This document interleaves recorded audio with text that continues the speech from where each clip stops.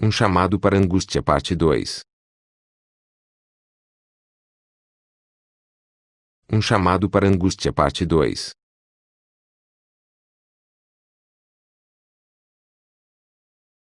Estamos tão presos aos nossos discursos religiosos e nossas conversas sobre avivamento, que nos tornamos tão passivos. Nossos autonomeados despertamentos, nossos moveres nos últimos dias são tão curtos e então quando pequenos avivamentos e despertamentos vêm da mão de Deus, eles são tão curtos neste tempo e prometemos a Deus que jamais retornaremos à nossa passividade, mas não demora muito, semanas, talvez meses e retornamos e dormimos de novo na mesma passividade de que quando começamos. Eu falo da minha experiência e nós dizemos neste tempo, Senhor, me toque e eu nunca mais serei o mesmo. E isso é como fogos de artifício, muito estrondo, muito barulho e depois isso morre.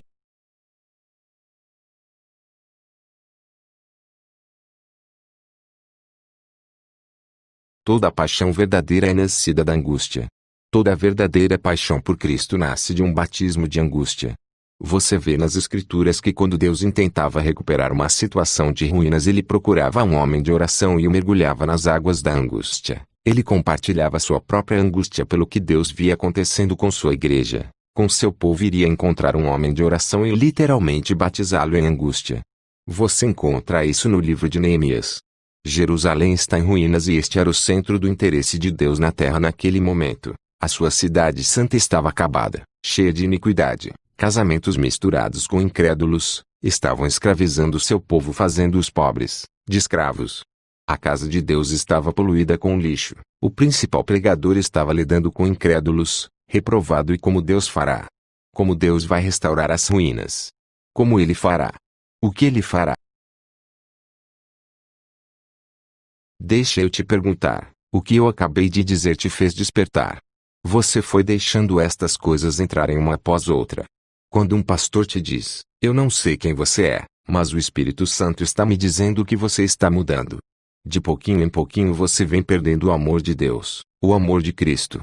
De pouquinho em pouquinho estas coisas estão abrindo brechas. Por que você pensa que o seu pastor prega contra a televisão? Você pensa que é para termos satisfação carnal?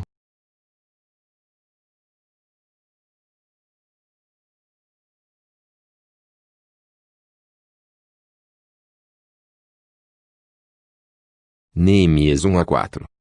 Umas palavras de Neemias, filho de Acalias. E sucedeu no mês de Quisleu, no ano 20º, estando eu em Susã, a fortaleza. 2 Que veio Anani, um de meus irmãos, ele e alguns de Judá, e perguntei-lhes pelos judeus que escaparam, e que restaram do cativeiro, e acerca de Jerusalém. 3 E disseram-me, os restantes, que ficaram do cativeiro, lá na província estão em grande miséria e desprezo, e o muro de Jerusalém fendido e as suas portas queimadas a fogo. 4 E sucedeu que, ouvindo eu estas palavras, assentei-me e chorei, e lamentei por alguns dias, e estive jejuando e orando perante o Deus dos céus. Ponto.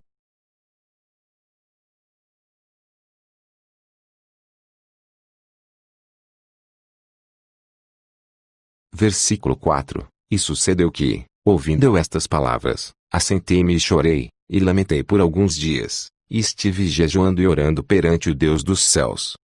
Veja, Deus achou um homem de oração e o mergulhou nas águas da angústia, desceu este homem num batismo de angústia. Versículo 6. Estejam, pois, atentos os teus ouvidos e os teus olhos abertos, para ouvires a oração do teu servo, que eu hoje faço perante ti, dia e noite, pelos filhos de Israel, teus servos, e faço confissão pelos pecados dos filhos de Israel, que temos cometido contra ti, também eu e a casa de meu pai temos pecado. Neemias não era um pregador, era o copeiro do rei, ele tinha conforto, vivia no palácio, tinha uma vida já feita, mas ele era um homem de oração e Deus achou um homem que não teve só uma emoção momentânea, não teve só uma grande explosão de preocupação e logo depois deixou tudo morrer.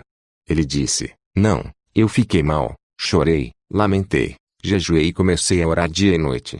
Quando eu ouço eu chorei porque estes outros homens que eram homens de Deus e tinham cargos porque eles não tinham uma resposta. Porque Deus não os usa na restauração. Porque eles não tinham uma palavra. Porque não há sinal de angústia, não há choro, não tem uma palavra de oração. É tudo ruínas.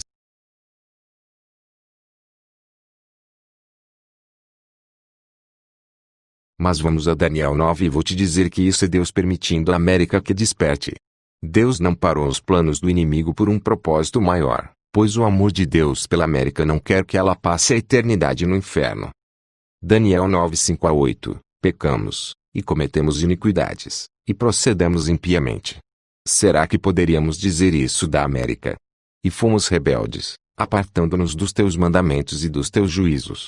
E não demos ouvidos aos teus servos, os profetas, que em teu nome falaram aos nossos reis, aos nossos príncipes, e a nossos pais, como também a todo o povo da terra. A ti, ó Senhor, pertence a justiça, mas a nós a confusão de rosto, como hoje se vê, aos homens de Judá, e aos moradores de Jerusalém, e a todo Israel, aos de perto e aos de longe, em todas as terras por onde os tens lançado, por causa das suas rebeliões que cometeram contra ti. O Senhor, a nós pertence a confusão de rosto, aos nossos reis, aos nossos príncipes, e a nossos pais, porque pecamos contra ti.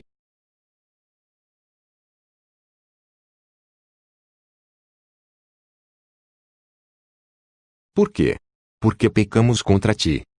Versículos 9-13. Ao Senhor, nosso Deus, pertencem a misericórdia, e o perdão, pois nos rebelamos contra ele. E não obedecemos à voz do Senhor, nosso Deus, para andarmos nas suas leis, que nos deu por intermédio de seus servos, os profetas. Sim, todo Israel transgrediu a tua lei, desviando-se para não obedecer à tua voz. Por isso a maldição e o juramento, que estão escritos na lei de Moisés, servo de Deus, se derramaram sobre nós, porque pecamos contra ele. E ele confirmou a sua palavra, que falou contra nós, e contra os nossos juízes que nos julgavam, trazendo sobre nós um grande mal, porquanto debaixo de todo o céu nunca se fez como se tem feito em Jerusalém.